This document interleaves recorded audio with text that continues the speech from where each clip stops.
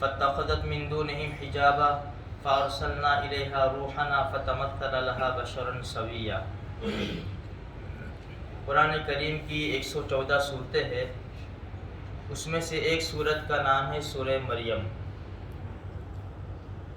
ہمیں جاننا ضروری ہے کہ قرآن کریم میں صرف ایک عورت کا نام ہے، پورے قرآن میں صرف ایک عورت کا نام ہے، حضرت مریم علیہ السلام کا، اور وہ بھی اسی لیے کیونکہ عیسیٰ علیہ السلام ان کے بطن سے پیدا ہوئے بغیر باپ کے۔ عیسیٰ علیہ السلام بغیر باپ کے پیدا ہوئے مریم علیہ السلام کے پیٹ سے، اسی وجہ سے حضرت مریم علیہ السلام کا نام قرآن کریم میں مذکور ہے۔ اب اندازہ لگاؤ کہ شریعت نے عورت کے نام کو بھی چھپایا ہے، جو یہاں نام مذکور ہے اس کی وجہ بتائی گئی، لیکن قرآن کریم میں کسی دوسری عورت کا نام نہیں ہے۔ شریعت نے عورت کے نام کو بھی چھپایا ہے، تو ہمیں سمجھنا چاہیے آج ہم اپنی مستورات کو، عورتوں کو، بیویوں کو سجا دھجا کر لوگوں کے سامنے سے گزرتے ہیں بغیر کسی پردے کے، اور ہمارے لباس بھی آج کل کے تو 1400 سال پہلے ہمارے آقا صلی اللہ علیہ وسلم نے فرمایا تھا کہ ایک زمانہ آئے گا عورتیں لباس پہنے کی ننگی نظر آئے گی۔ آج وہ ہمارے سامنے ہے۔ آج ہمیں احساس تک نہیں ہے کہ ہم اپنی عورتوں کو ایسے لباس پہنا کر بازاروں میں اور گارڈنوں میں لے جاتے ہیں، کیا لوگوں کی نظریں نہیں پڑتی ہوگی؟ اس لیے ہمیں سوچنا چاہیے کہ جب عورت کو اللہ تبارک و تعالیٰ نے نام کو بھی چھپایا ہے تو پھر ہم کیوں ظاہر کریں عورت کو؟ دوسری ایک سب سے بڑی آج جو بات چل رہی ہے کہ لوگ ڈی پی کے اوپر اور اسٹیٹس کے اوپر اپنی خود کی عورت کا اظہار کرتے ہیں۔ اچھی بات نہیں ہے میرے بھائیوں، سب کے سینوں میں دل ہوتے ہیں، سب کے ساتھ شیطان لگا ہوا ہوتا ہے، ماحول ہمارا ساتھ نہیں دیتا، اس لیے عورت چھپانے کی چیز ہے، جتنا ہو سکے اس کو چھپایا جائے۔ قرآن کریم میں یہاں پر اللہ کے رسول صلی اللہ علیہ وسلم سے فرمایا گیا وَاذْكُرْ فِي الْكِتَابِ مریم، نبی جی آپ اس کتاب میں حضرت مریم علیہ السلام کا ذکر کیجیے۔ دیکھو دنیا کے اندر 4 قسم کے انسان ہیں، ایک بغیر ماں باپ کے، ایک بغیر باپ کے، ایک بغیر ماں کے، اور دوسرے سب ماں باپ کے ساتھ۔ اللہ پاک نے حضرت آدم علیہ السلام کو بغیر ماں باپ کے بنایا، اپنی قدرت سے بنایا۔ ماں حوا کو بغیر ماں کے آدم علیہ السلام کی بائیں پسلی سے نکالا، اور حضرت عیسیٰ علیہ نبینا علیہ الصلوۃ والتسلیم کو بغیر باپ کے ان کی ماں مریم علیہ السلام کے پیٹ سے نکالا، جس کا قصہ قرآن کریم نے بیان کیا ہے۔ اِذِ انتبذت مِنْ أَهْلِهَا مَكَانًا شَرْقِيًّا، جبکہ وہ جدا ہوئی اپنے گھر والوں سے مشرق کی طرف ایک جگہ کے اوپر جدا ہوئی۔ فَاتَّخَذَتْ مِنْ دُونِهِمْ حِجَابًا، اور ان کے اور گھر والوں کے درمیان اور لوگوں کے درمیان ایک پردہ ہو گیا۔ فَأَرْسَلْنَا إِلَيْهَا رُوحَنَا فَتَمَثَّلَ لَهَا بَشَرًا سَوِيًّا، ہم نے ان کی طرف یعنی حضرت مریم کی طرف ہمارے فرشتے کو بھیجا جو مکمل انسانی شکل میں آ گیا۔ حضرت مریم علیہ السلام عبادت میں مشغول رہتی تھی اور لوگوں سے دور رہتی تھی، الگ تھلگ عبادت بس۔ اب اچانک ایسا ہوا کہ ایک انسانی شکل میں بہترین انسان حضرت مریم علیہ السلام کے پاس بالکل سامنے حاضر ہو گیا۔ اب یہاں پر ڈر دیکھو عورت کا۔ آج ہم نوجوانوں کو بھی، لڑکوں کو بھی اور لڑکیوں کو بھی یہ چاہیے کہ قرآن کریم نے جو تعلیم دی اس تعلیم کو اپنی زندگی کا حصہ بنائے اور قرآن کو سمجھنے کی کوشش کرے۔ حضرت مریم علیہ السلام کے سامنے جب یہ فرشتہ انسانی شکل میں آ گیا تو پہچان نہ سکی کہ فرشتہ ہے، تو انسان ہے۔ فوراً کہا، قالت فوراً کہا انی اعوذ بالرحمن منک ان کنت تقیا، میں اللہ کی رحمان کی پناہ مانگتی ہوں تجھ سے، اگر تیرے دل میں تھوڑا سا بھی خدا کا خوف ہے تو یہاں سے نکل جا، ان کنت تقیا۔ تفسیر میں لکھا ہے یہاں پر پہنچ کر مفتی شفیع صاحب رحمۃ اللہ علیہ نے بھی، علامہ ابن کثیر رحمۃ اللہ علیہ نے بھی، اور علامہ قرطبی رحمۃ اللہ علیہ نے بھی، کہ جب یوں کہا ہے اعوذ بالرحمن، میں رحمان کی پناہ مانگتی ہوں، تو جبریل بھی گھبرائے، وہ تو جبریل تھے، وہ بھی 2 قدم پیچھے ہٹے رحمان کا نام سن کر۔ رحمان کے نام میں ایسا روب ہے اللہ کے نام کے اندر، جبریل اتنا بڑا فرشتہ مقدس وہ بھی پیچھے ہٹے، حالانکہ فرشتے انسان نہیں تھے وہ۔ جب دیکھا کہ حضرت مریم گھبرا گئی تو فوراً کہا انما انا رسول ربک، گھبراؤ مت، میں تو تمہارے رب کا قاصد ہوں۔ کیوں آیا ہوں؟ لأہب لک غلاما زکیا، آپ کو بہترین قسم کا ہوشیار اور خوش نصیب لڑکا عطا کیا جائے۔ حضرت مریم علیہ السلام سن کر حیران اور کہنے لگی قالت انا یکون لی غلام، مجھے لڑکا ہوگا، ولم یمسسنی بشر ولم اک بغیا، مجھے تو کسی انسان نے آج تک ہاتھ بھی نہیں لگایا اور میں بدکار بھی نہیں ہوں، کیسی بات کرتے ہو؟ اس کے لیے تو بچہ ہونے کے لیے تو شرط ہے کسی مرد عورت کا ملنا، یہ تو ہے نہیں۔ تو جبریل نے فرمایا قال کذالک قال ربک هو علی ہین، تیرے رب کا حکم ہے، تیرا رب جو چاہتا ہے کرتا ہے، تیرے رب نے کہا مجھ پر بہت آسان ہے، وَلِنَجْعَلَهُ آیَةً لِلنَّاسِ وَرَحْمَةً مِنَّا، ہم اس کو نشانی بنائیں گے لوگوں کے لیے اور رحمت کی چیز بنائیں گے ہماری طرف سے، وَكَانَ أَمْرًا مَقْضِيًّا، یہ فیصلہ تو اٹل ہے، یہ تو ہو کر رہے گا۔ تفسیر کی کتابوں میں لکھا ہے جبریل نے حضرت مریم علیہ السلام کے گریبان میں پھونک ماری، پھونک، فحملتہ، اللہ کی قدرت کو دیکھو، کیسی زبردست قدرت کا مالک ہے، فحملتہ، بس ایک پھونک کی وجہ سے حاملہ ہو گئی، وہ پریگننٹ ہو گئی، فانتبذت بہ مکانا قصیا، دور چلی گئی، دور، جیسے حمل ہوا ایسے دور چلی گئی، فَأَجَاءَهَا الْمَخَاضُ إِلَىٰ جِذْعِ النَّخْلَةِ، کیوں دور چلی گئی؟ کیونکہ اب حمل ظاہر ہوگا، لوگوں کو کیا جواب دوں گی میں، دور چلی گئی۔ تفسیر میں لکھا ہے کہ تقریباً 8 سے 12 مائل تک دور چلی گئی تھی، لیکن جب درد ذہ ہوا تو درد ذہ حضرت مریم کو کھجور کے تنے کی طرف کھینچ لایا، جو قرآن کی رائے، فَأَجَاءَهَا الْمَخَاضُ إِلَىٰ جِذْعِ النَّخْلَةِ، جب وہ کھینچ لایا مریم علیہ السلام کو، وہاں بیٹھ گئی اور کہنے لگی یا لیتنی مت قبل ھذا وکنت نسیا منسیا، کاش میں مر گئی ہوتی اس سے پہلے،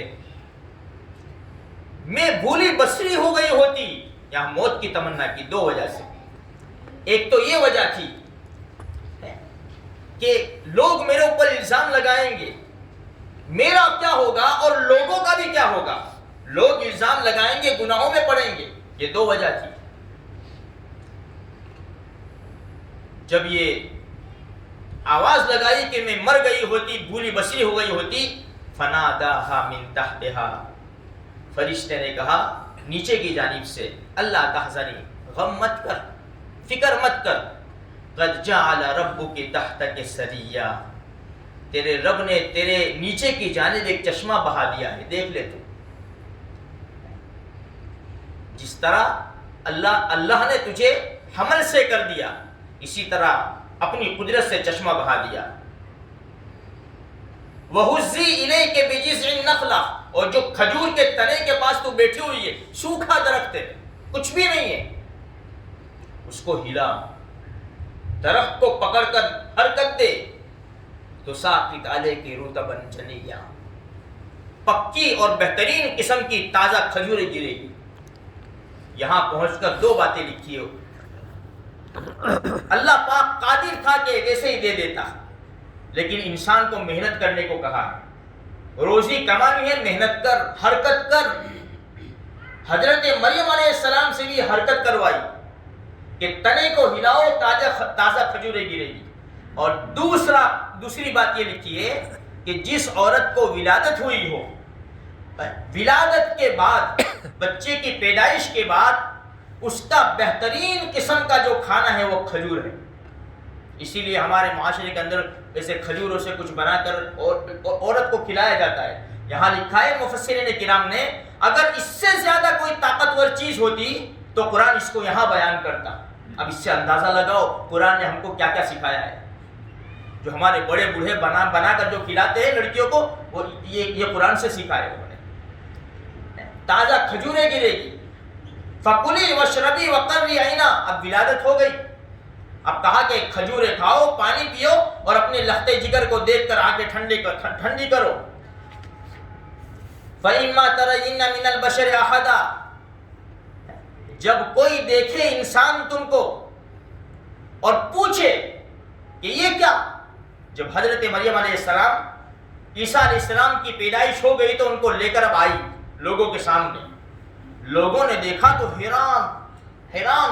قرآن نے پہلے سے ان کو بتا دیا تھا کہ لوگ سوال کریں گے، فَقُولِي إِنِّي نَذَرْتُ لِلرَّحْمَٰنِ صَوْمًا فَلَنْ أُكَلِّمَ الْيَوْمَ إِنسِيًّا۔ ان سے کہہ دینا آج میرا روزہ ہے اور روزے کی حالت میں بات بھی نہیں کروں گی کسی سے۔ ان کی شریعت میں جائز تھا کہ روزے کی حالت میں ایسا روزہ رکھتے تھے کہ بات بھی نہیں کرتے تھے، بات کرنے سے بھی روزہ ٹوٹ جاتا تھا۔ تو قرآن نے پہلے بتا دیا کہ ایسا کہہ دینا۔ جب لے کر آئی تو قرآن کہتا ہے، دیکھو تو صحیح، فَأَتَتْ بِهِ قَوْمَهَا تَحْمِلُهُ۔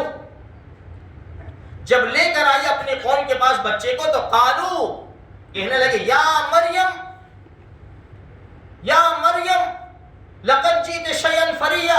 مریم یہ کیا کیا، ایسا کام کیا تو نے۔ یا اخت ہارون، اے ہارون کی بہن۔ ان کے بھائی بڑے نیک تھے، ہارون علیہ السلام کے نام کے اوپر نام رکھا گیا تھا۔ یہ حقیقت میں ہارون علیہ السلام نہیں، ان کے نام کے اوپر نام رکھا گیا تھا، ان کے بھائی تھے، بڑے نیک تھے۔